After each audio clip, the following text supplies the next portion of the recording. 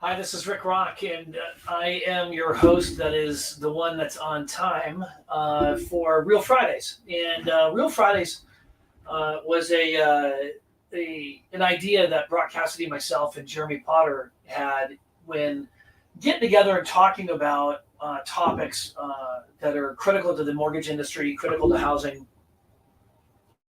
And our approach to this was fairly candid. It was very much focused on. Um, it looks like Brock Brock is joining us. This is good. But our Real Fridays was just mainly to focus on some of the hottest, more interesting subjects in the mortgage industry and in housing and real estate, technology and leadership. But then also to really focus on things in a very unscripted way. And so our focus, we've continued this tradition every Friday at 12:30. And sometimes we have guests, sometimes just us, and we circle the wagons, figure out where we want to go with this podcast.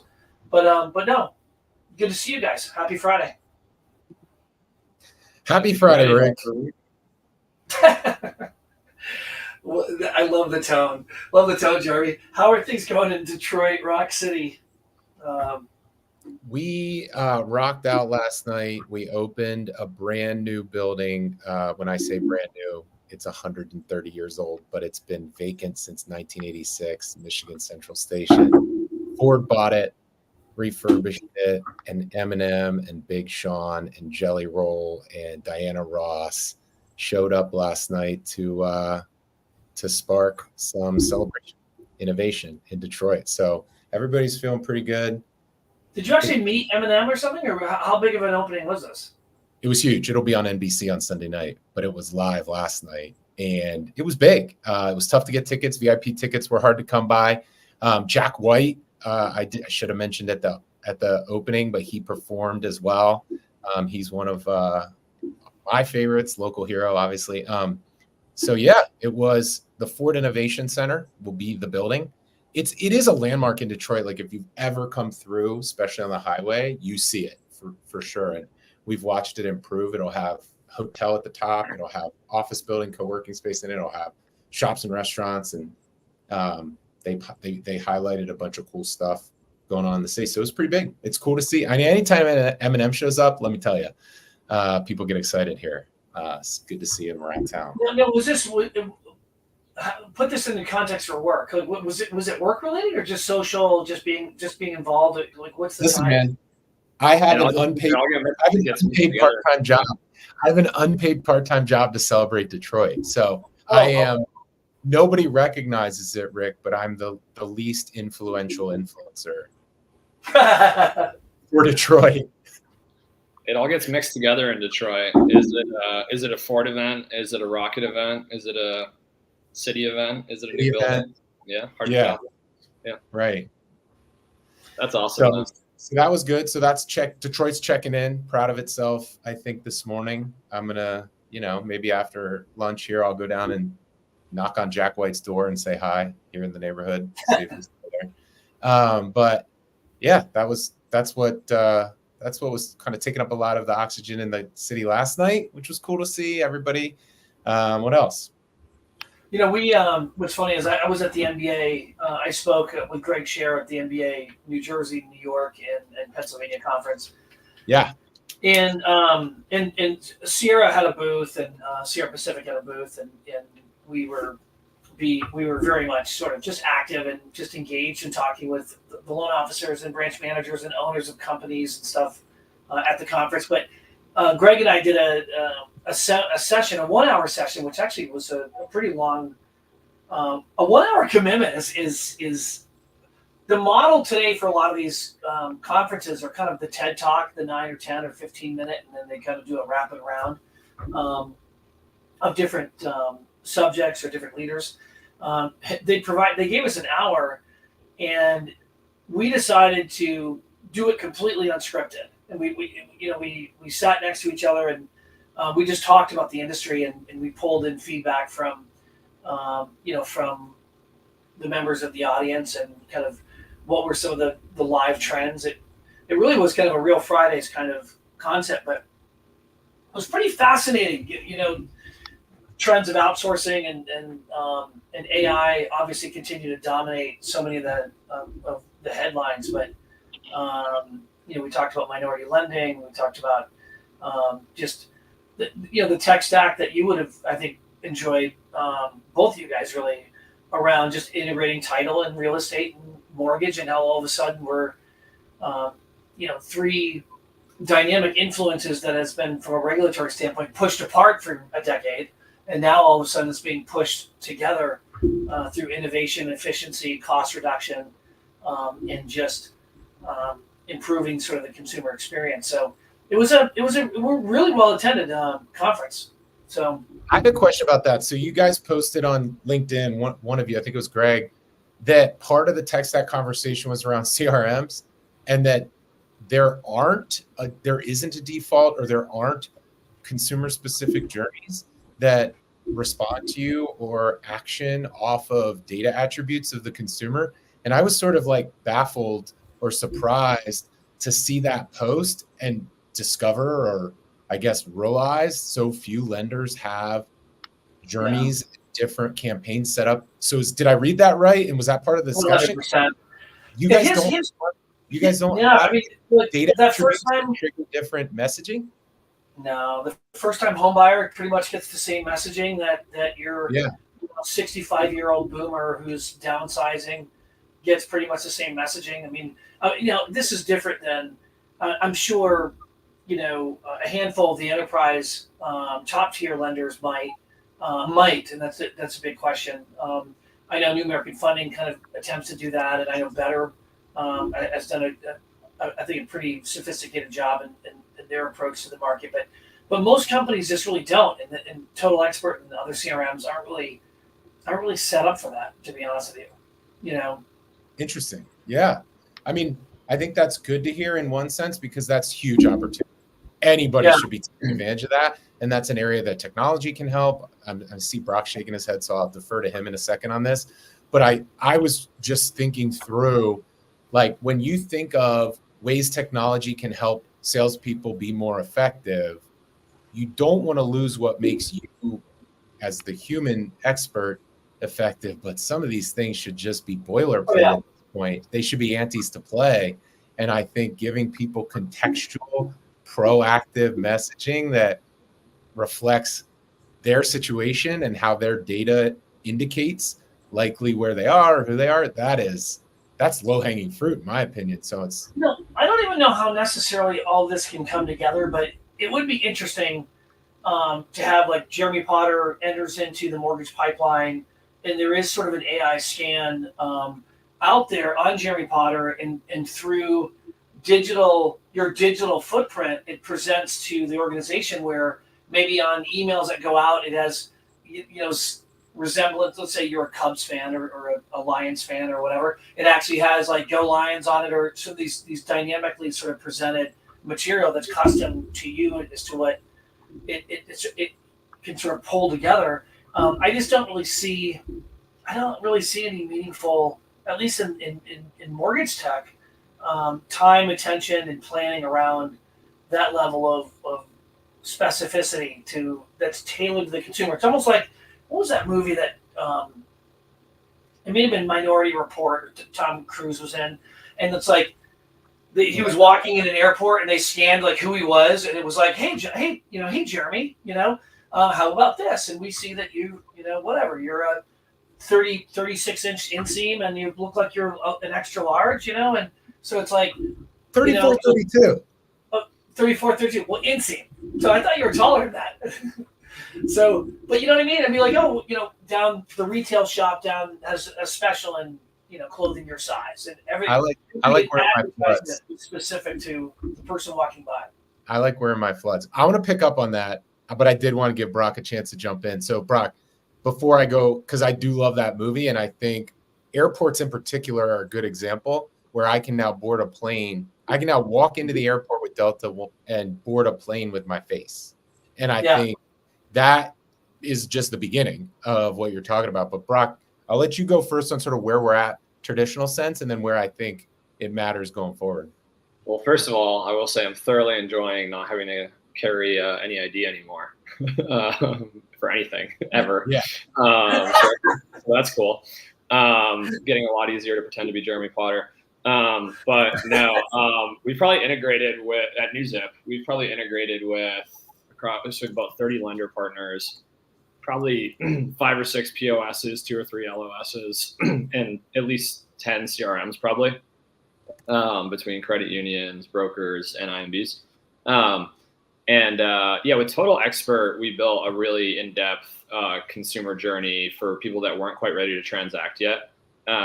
Basically kind of like a purchase nurture campaign. Talk to them about what's going on in their market, all that good stuff, because we have the MLS data. So that was a good kind of learning experience for us that, no one really has that. And so that quickly became a selling point for NewZip that we thought was, kind of like pretty easy. We already have MLS data. Let's integrate with the CRMs and create some journeys to use it to help people buy homes. So that was cool. And then I will shout out a couple other CRMs that I think are slightly lesser known and are doing a good job of integration and creating new journeys.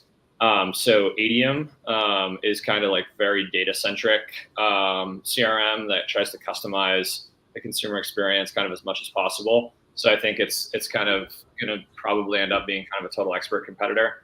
My friend Josh Katz works there on the sales and partnership side. And then another one that we've been integrating with pretty regularly is REALQ. Some pretty cool online lenders that we partner with use REALQ really in depth to run their consumer experience. So I do think it exists, but I think it's in pockets. I think lenders have to know what they're looking for. I think lenders have to ask for it. I think lenders have to help build it. And all the stuff Rick said is definitely true in terms of like no one's customizing it to actually know anything about the person.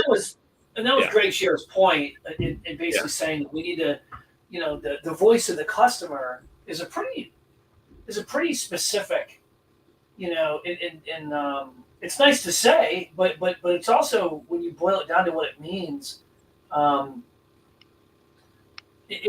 there aren't too many, platforms that actually can deliver on that, in a meaningful way that really resonates to whether it's female voices, male voices, or Latino voices, or what have you, or geographic voices. I mean, it's a hard problem to solve, I think, as well. It's not just creative leadership. I think Mike's point is a good one, where I think overall marketing leadership in mortgage is pretty poor for the most part.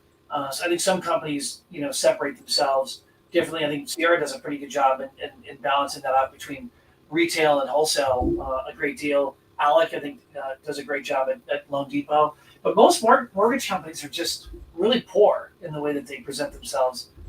What is the incentive for a mortgage company to invest in expert marketing at the levels that Mike's talking about? Because he's not wrong and you're not wrong.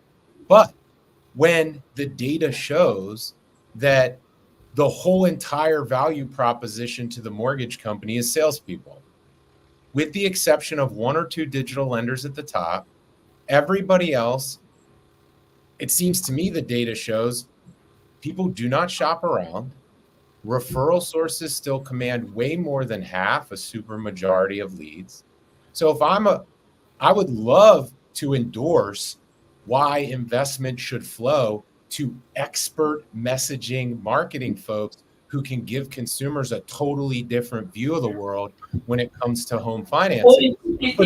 But right now, we believe what we believe. This industry believes that salespeople are the whole investment, and we're never going to change the consumer experience until we decide to change the consumer experience. It's all about sources. And so there's no reason to spend money elsewhere yet, because we've not given anybody technology or a value proposition to go outside of their referral network. Yeah, I think part of it's marketing and messaging, but the other part is placement, like digital placement of when that message hits. I think Greg talked about this at the conference with what they're doing. They have this influencer division where they've generated, I want to say it was something like 100,000 leads or something to that effect. using really Instagram, TikTok, the social media platforms, and they did all these stats on it. And he was quoting stats that the majority of the consumers that they interceded had not started working with a realtor yet, had not started working with a mortgage company yet, and they had closed, I don't know, $500 million in loans or whatever it was from this influencer division. But that was just digital placement with the right messaging. And the problem is most mortgage company leadership tend to reduce marketing to just creative design, and it's a much more digital experience moving forward. But until there's more stories like the one Greg tells out there, where they can say that business is actually being driven, it's not just a branding exercise. It's always going to be second to just because what do you pay a loan officer for, right? Your cost of sales and your cost of marketing is wrapped up into this person called a loan officer. You're getting them for their sales expertise, but most importantly, you're getting them for their relationships, right? And marketing is just all about building a digital relationship, right? And changing that experience. So until like the technology sort of catches up in a meaningful way where there's real true test cases where this has been proven to be successful, I think it's just always going to get reduced to a sales activity.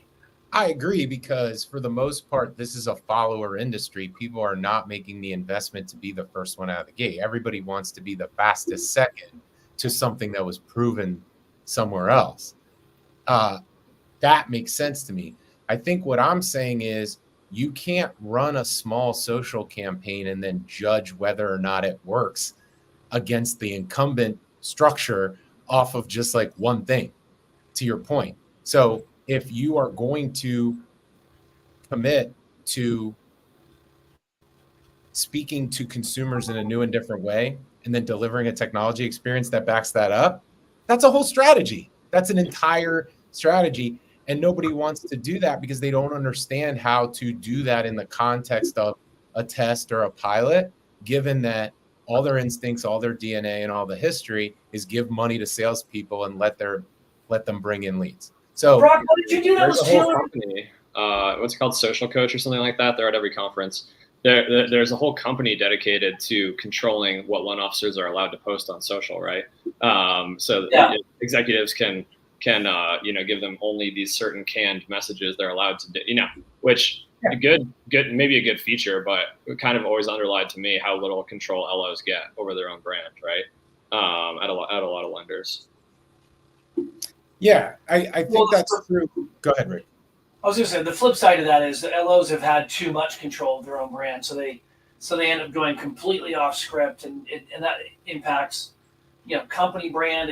There's a regulatory impact there. So the main driver to controlling that was more from a regulatory standpoint, so that loan officers aren't saying, hey, apply with us for a low interest rate, an introductory rate of 3.9%,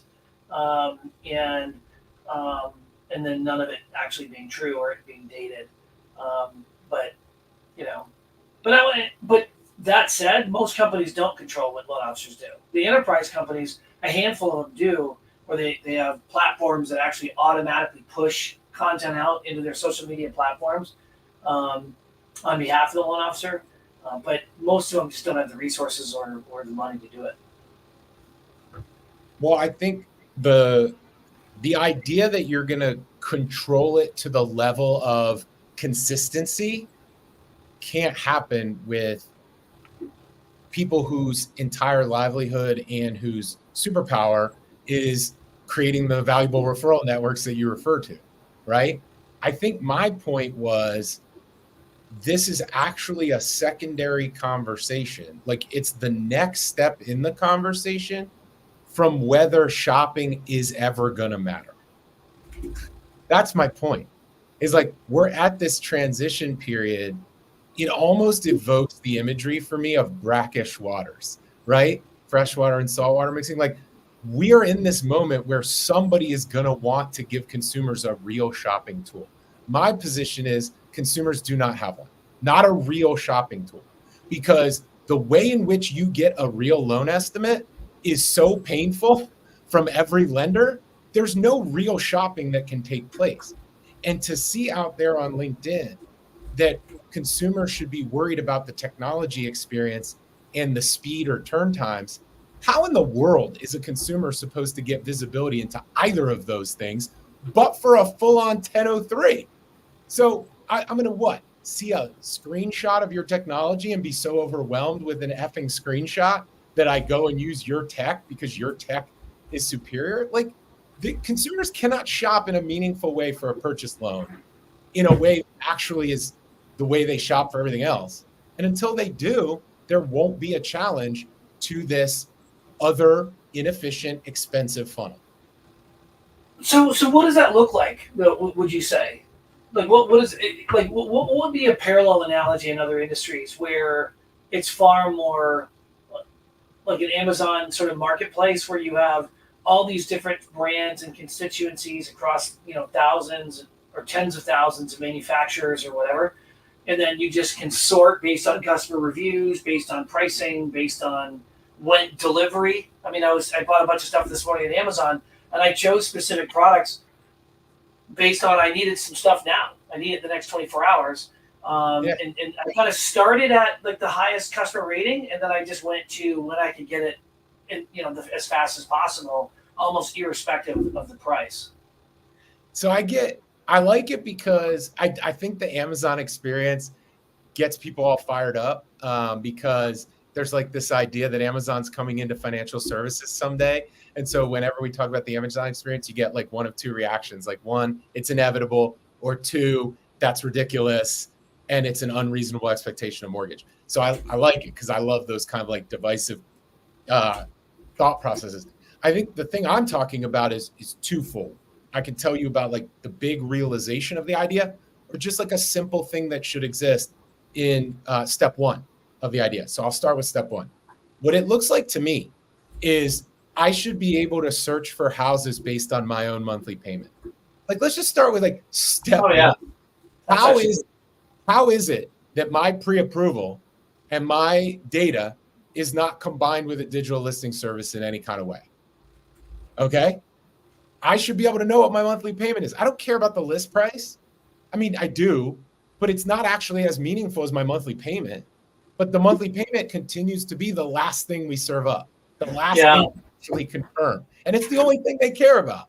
So proactive data gets your data into platforms and services that do a better job framing up what you can afford. And there's two ways to look at it from a consumer experience perspective, like what consumers are used to or what they want. First, I actually don't believe that the mortgage industry needs to give best rate first. That's how everybody thinks about refi on direct to consumer. But on purchase, I actually think more people should show worst price first. And then say, if you want a better price, give me some more data.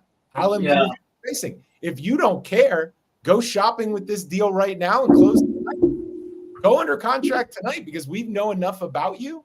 You got it. Go for it. But if you want a better rate or you want better deals, you better feed us some more data. As you do, you see your rate improve, you can still go shopping. But I think all of that data is available to be shared with listing platforms, embedded in listing platforms, perhaps, in a way that actually translates to leads, to a happier consumer. And that's before you get to like what it should actually be like shopping in a marketplace. Like, I'm sure if Eric Lappin from FormFree is listening to this right now, he's jumping out of his chair because he's looking at it as a marketplace where the consumer controls the indicators to say, I'm ready for a mortgage, make me your best offer, because the consumer has captured and controlled their own data first, and they only share it with lenders that reach out to them or make them an offer. So that's when I said the full realization of the idea, that's a complete power shift to a different way of thinking about this. So like there are folks working on that, and that's one way I'm talking about like the full realization of it. The other way that I think there's a full realization of it is consumers do expect you give them the most amount of value in one place. again, I'm going to come back to this until somebody acknowledges it, this industry, and lets me work on it. Consumers do not see this as three separate things. They do not see it as real estate and then mortgage and then title and closing. They see it as one thing. We have to find a way to deliver it as one thing in a better way, because somebody will. And when they do, mortgage and shopping, that point of search dynamic will be right there at their fingertips. And then it won't matter who's closing your loan, because it'll be done digitally on the same platform that you shopped and closed your loan. So I do think that the integration of my financial data with my listing exercise, my shopping search exercise, will happen and has to happen. And that, I think, is going to be the purchase, the sort of like unsettling of the purchase market that a lot of people continue to believe will not happen. And they're pouring money into the old way of doing referral networks, JVs, MSAs. But I think that's actually just delaying or disguising the fundamental problem. You're really talking my book today, Jeremy. That's what I'm going to demo for you in an hour. Well, good. I look forward to seeing it. I think that's my call to action, to say, like, there are going to be platforms that pop up that can help with it. I don't necessarily think there's one defined winner that's going to umbrella all of that. I'm just saying the threat to what you described, Rick, is that. And so people who are not honest about it, I think that's at their own peril. You know, this comment's related to what you just said, but I think it gives an overarching context to mortgage technology as a whole. I was talking to a Silicon Valley sort of investor yesterday, and he was saying, you know, Rick, the mortgage space is just run by a bunch of sales and marketing people, and it's not really run by technology sort of visionaries. And he was like, all that, like with AI and so on, all they're looking for are plug and play kind of solutions that fit into the existing sort of into the status quo, versus just fundamentally pausing and saying, how do we redesign this flow so it's just a better flow, it better suits the consumer, and it just gives it an overall, you know, better experience. I just thought it was sort of, the way he said it was so matter of fact. He hasn't been he's only been poking in the business for about 6 months, looking for different investment opportunities. And he was just like, look, this is just a bunch of sales and marketing guys running this company or running this industry. So no wonder there isn't any real deep, thought at the mortgage level or the lender level on re-architecting the consumer experience for the most part. I mean, you know, I think there are some people out there that are trying, for sure, at different companies. And I commented about Better once prior, because I think they really were the first, in my view, to be really thinking about integrating the entire experience in a very digital and a very sort of aggressive way. And I was really kind of impressed with the way they went about doing it. Now, they, of course, you know, they've been beat up in the media, and probably for good reason, for a variety of missteps. But they were real digital sort of thought leaders in this business, trying to think about it differently. If the last technology innovation we really can come up with is, you know, push button get mortgage because of Rocket, like 10 years ago, then that kind of illustrates the point of the last innovation. I actually think you got to go back further. I actually think it was the AUS. I think the last truly digital innovation that was at scale was the AUS. And I think it was FICO score and AUS are usually around the same time. I think Rocket's phenomenal, and I love that Rocket pushed everybody to be better. Pun intended, be better at the business. But I also think that Rocket digitized manual steps. They just made manual steps digital and easier to frame out. But I don't know that Rocket removed steps from the process. I don't know that Rocket reoriented the way in which we think about credit approvals, credit shopping, credit eligibility. It was more, all these things have to happen, and all these things are going to happen in a digital way, in a different order, or in a more effective and efficient order. I think all those tasks are still occurring.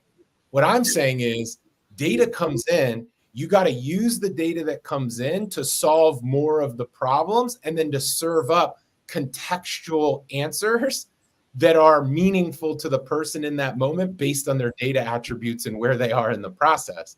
That's the technology mindset I think you're referring to that we haven't really seen in at least mortgage financial services.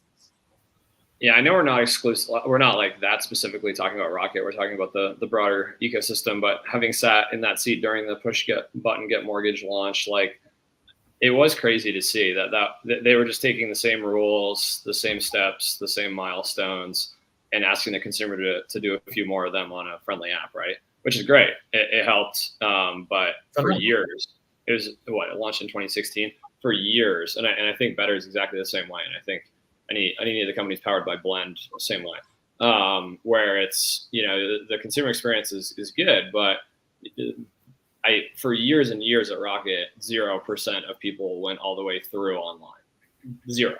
And then maybe by 2018 or 2019, it was like 5% of people, right? But I think that it totally underlines your point, Jeremy, of like, is that even, it's innovation, sure. It saves a few steps for loan officers. It gives consumers a little more sense of control. They get a pizza tracker, that's cool. But it's not like changing the process. It's not doing anything for you. It's not automating anything. Yeah, I'll definitely give it an innovation tag because it's like a real push forward, a new way of thinking with like an intuitive, easy to use setup. So like, to me, that is innovation. I just wanted to point out that from like a mass scale adoption, I keep hearing all this stuff about AI, what it's going to do, unintended consequences, both fears and really big ideas about how it's going to transform this business. And my point is simply, lenders do not have a track record of adopting anything quickly or effectively. So I don't know why all of a sudden this one is going to be the one. Now, it did happen with AUS. So you could say, Jeremy, in response to your comment, AI is so powerful and so easy to use that it is going to revolutionize the industry. And this will be the one, even though there hasn't been one for 25 years. Okay, fair enough. And then we could kind of go from there on predictions. But that's what I'm getting at, is we don't have a track record of adoption. We do not have a track record of these things fundamentally changing the business. Why is now different? And I'm excited to answer that question, to be a part of it, to work on it. I'm not coming up with a conclusion today. I'm just saying, like, it's funny to me how many people are like, this is going to be transformational. I'm like, what? Really? Because it requires us to do something about it. Do you see how specifically with AI, how lenders are wrestling with exactly how? I almost look at AI as being the first subject matter that is really making a lot of lenders and executives like pause to say, how can we triple production without necessarily adding all this overhead?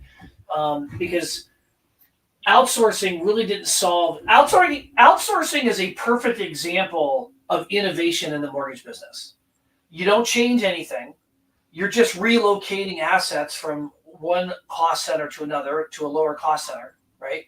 And you're just adding more bodies to a problem that are just cheaper to try to get greater volume and greater velocity of output, right? You're really not fundamentally changing anything other than just adding more bodies to a problem at a lower cost. And people think that that's being innovative, and quite frankly, many of the top lenders in the country, whether it's Loan Depot or Movement or Cross Country or anyone who, even us at Sierra, we have assets in India and in exploring different things in the Philippines.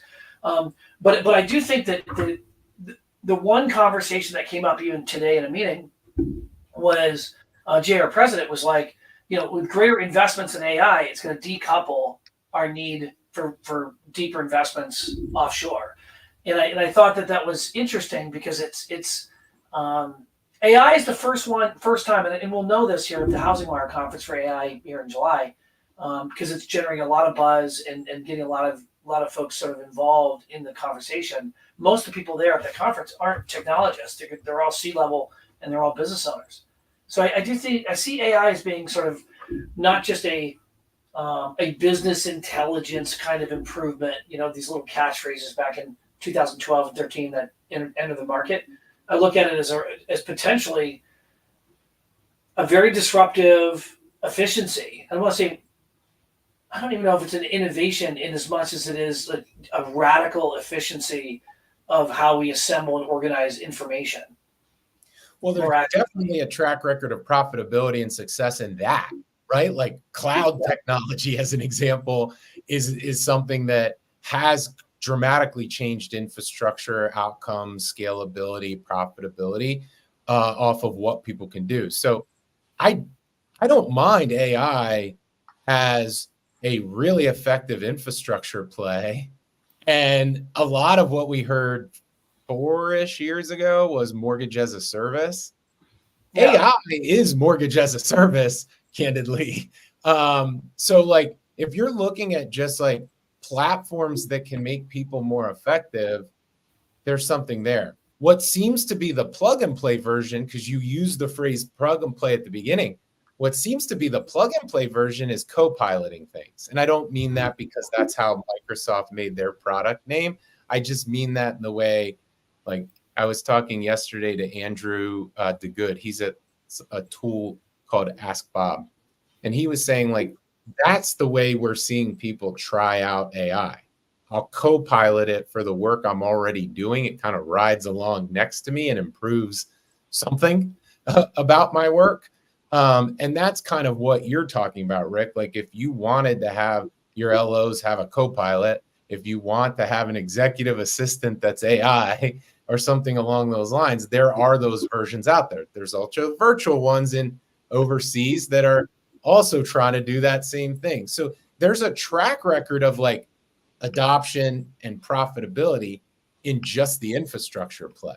So if you're imagining what an LOS looks like whenever, a couple of years from now, 5-10 years from now, you're imagining that the platform has to take more and more of the process and the friction and the work off of the plate of the person, really elevating the expert, elevating the person.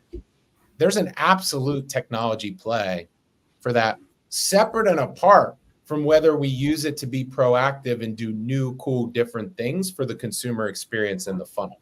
And that's all I'm trying to say is it going to be holistic? Is somebody going to come in and try to do it differently entirely? Or is it going to be this like under the hood pieces here and there? And I think that's the gamble or the bet a lot of the C-suite mortgage is having to make right now, with the incentive that everybody wants to say they've got something. I think there is a peer pressure that everybody wants to say, I've got some tool, I've got some AI. Well, that gets back to the sales and marketing comment around people just want really cheap, simple solutions so that they could say that they're doing AI or whatever. And they're really not. You got to come up with some reason. That was my reason for AI. That's why I was really excited to go to the Housing Wire Summit and try to talk about AI in that kind of setting, was because I see so much of that I wanted to hear, like, has anybody gone beyond it yet? Like, I hear a lot from policymakers in DC who are like, we can't have AI making decisions. I was like, yeah, AI is not even close to making key decisions in the mortgage process from anything I've seen. So I'm going to try to do some investigation and exploration. Like, are we sure that anybody even has a tool or a capability to do that? I see that's because I don't see it yet. I get that it's a fear and we should be cognizant of that. We have to be sensitive to like what we employ and deploy.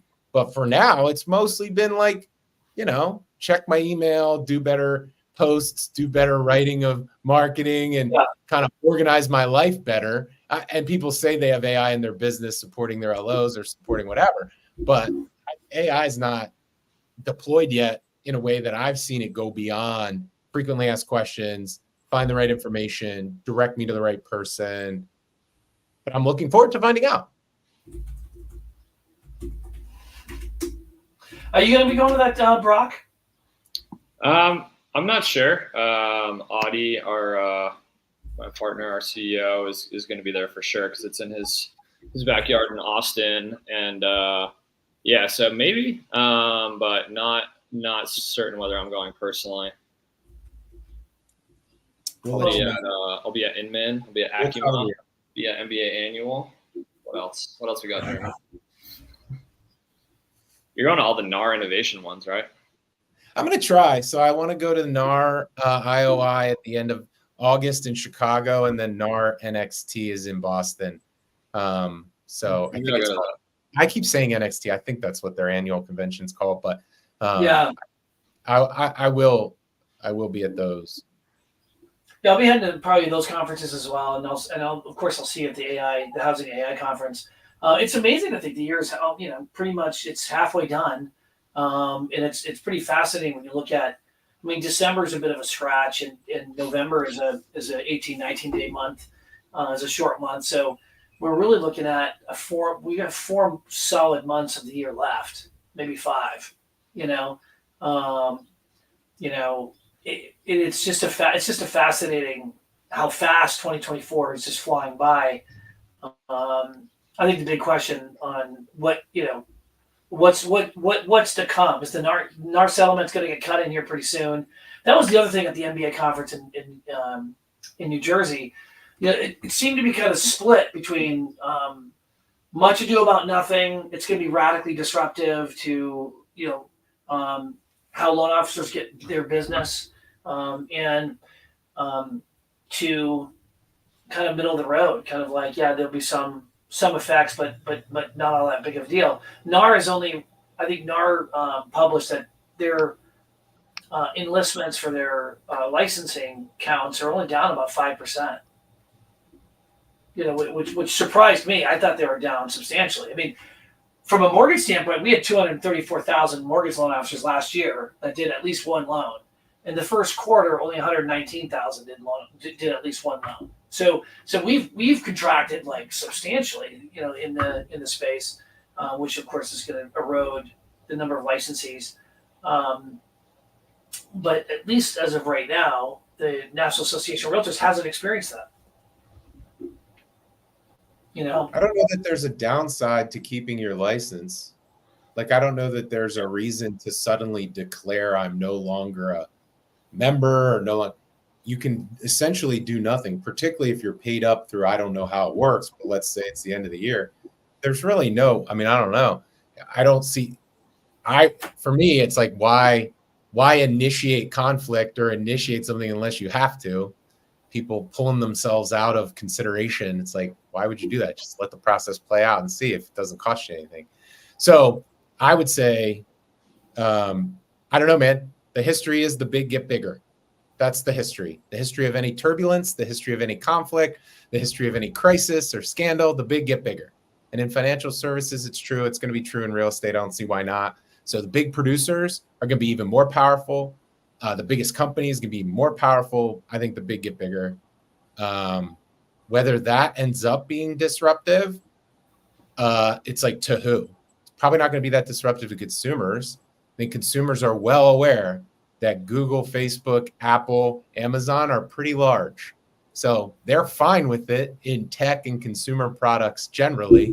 So what would be the difference in real estate? I don't know. Other than we've always believed it's a local industry and it'll stay a local industry and blah, blah, blah. To me, consumers are really comfortable going with ginormous companies that own entire aspects of their lives, aligning themselves accordingly. And if we go that way in real estate and financial services, so be it. I don't know, but I'm pretty sure. I think that's a pretty smart. But yeah. I love that summary of just the big getting bigger. In any time of disruption or market intercession, that's pretty fascinating. I mean, it's the big get bigger. The question is really, how do they get bigger? Is it through market size or just attrition? Yeah. One mortgage company said to me, he goes, Rick, there's a couple ways of being the biggest mortgage company in town. There's just out competing them, or outcompeting them, tearing them down, so you're the tallest building left, or you just wait for them to die, and then you're the last man standing, right? And it's a pretty dark view of the world, but it's an interesting one nonetheless, you know? Yeah, and I don't think you have to subscribe to the dark view to plan accordingly. Like, I'm not suggesting you like need to take on a dark persona to be able to like manage your business. What I'm saying is look for those indicators and plan your decisions accordingly. You have to believe something in order to make effective strategic planning or decisions around your product and services and people. So I'm not sitting out here saying you have to buy a dark view. I'm saying if that is if you're a C-suite executive trying to plan for your investments over the next 18 to 36 months, how are you going to plan for something? It's to consider it and to then make decisions that manage in case that is the future, right? So I think it's viable enough as a future to require that you really clearly define, here's what we believe in and here's why our investments flow to that belief. It's well said, man. Very well said. Well, good. It's 1:15. Real Fridays, another one in the books, included. What's that? Have a great weekend. Yeah, have a good weekend, guys. Good to see you guys. You got a haircut this time, Jeremy. You look good. I'm trying to clean it up. I don't know. It's just, dude, your hair gets thick. When it grows, it's like, I mean, you have some massive sort of sky going above you when you. I mean, we've covered my hair multiple times on this now, so it's like now a reoccurring character. Well, it was either Brock getting his haircut, and Brock always has his 5 o'clock shadow. He never shaves. Number one, that's how you know he's a Maynard. He never shaves.